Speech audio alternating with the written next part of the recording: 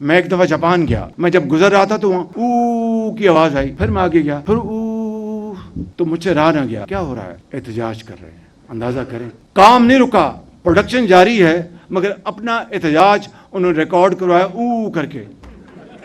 یہاں پر تو جناب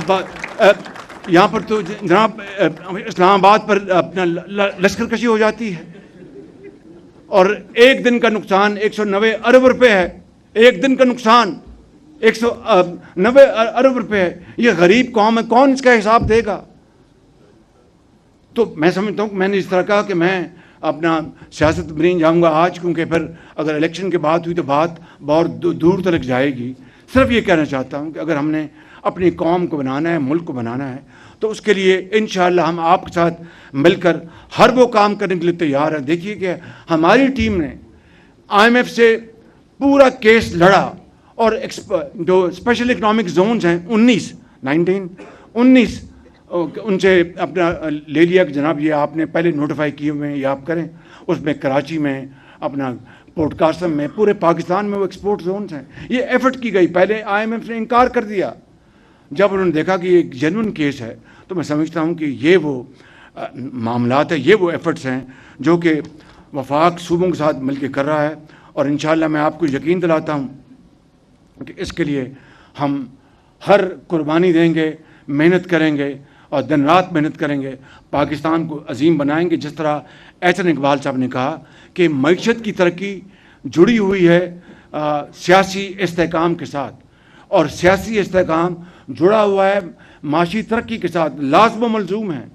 اس کے لیے ہم بالکل اپنا پوری کلیئرٹی ہے، اور چارٹر آف اکانومی اسی خادم نے پارلیمنٹ کے فلور پہ پہلی مرتبہ جب کہا تو ایک بڑی حقارت کے ساتھ، پایا حقارت کے ساتھ میری اس آفر کو ٹکرایا گیا۔ پھر میں نے دوبارہ اس کو کیا، تو آج بھی ہم چارٹر آف اکانومی کے اوپر پوری طرح یکسو ہیں۔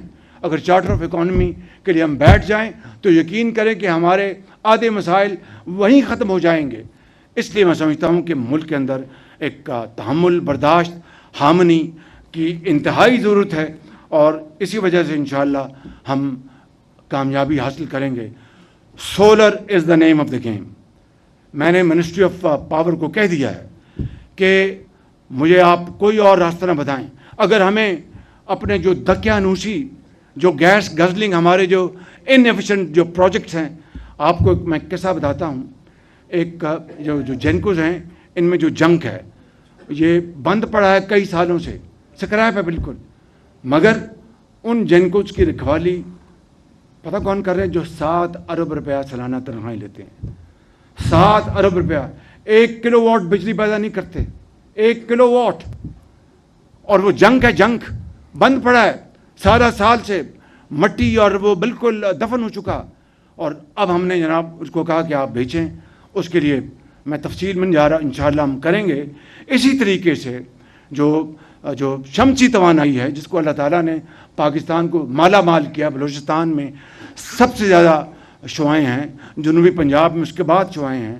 اس سے زیادہ اور کیا ہماری خوش قسمتی ہو سکتی ہے کہ بغیر تیل گیس کے ہم بجلی پیدا کر لیں۔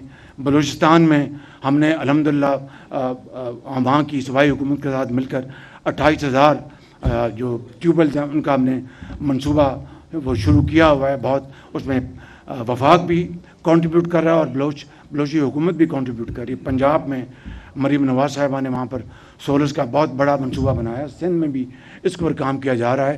اس لیے میں یہاں پر جناب سردار اویس لغاری صاحب کی خدمت میں عرض کرنا چاہتا ہوں، solar is the name of the game, period. اس کے علاوہ اور کوئی چیز نہیں۔ جو شمسی توانائی ہے وہ بالکل کریں گے انشاءاللہ۔ شمسی اپنا یہ ہماری پن بجلی، اس کے لیے ہمیں ریزروائرز چاہیے آبپاشی کے لیے، but solar is the name of the game. میں یہ آپ سے بالکل مانتا ہوں کہ ہمیں فورن انویسٹمنٹ سورس میں نہ لے کے آئیں، کیونکہ ہمیں ڈالرز میں پروفٹ دینا پڑے گا۔ لیکن آج آپ کو پتہ ہے کہ میری اور آپ کے مشورے کے بغیر، نہ آپ کو پوچھا کسی نے، نہ مجھے کسی نے پوچھا، پچھلے 2 سالوں میں 6,000 mega what solar private sector نے لگا لیا ہے۔ اس سے اور بڑی کامیابی آپ کو اور کیا چاہیے؟ Let private sector prosper and move forward. اور اس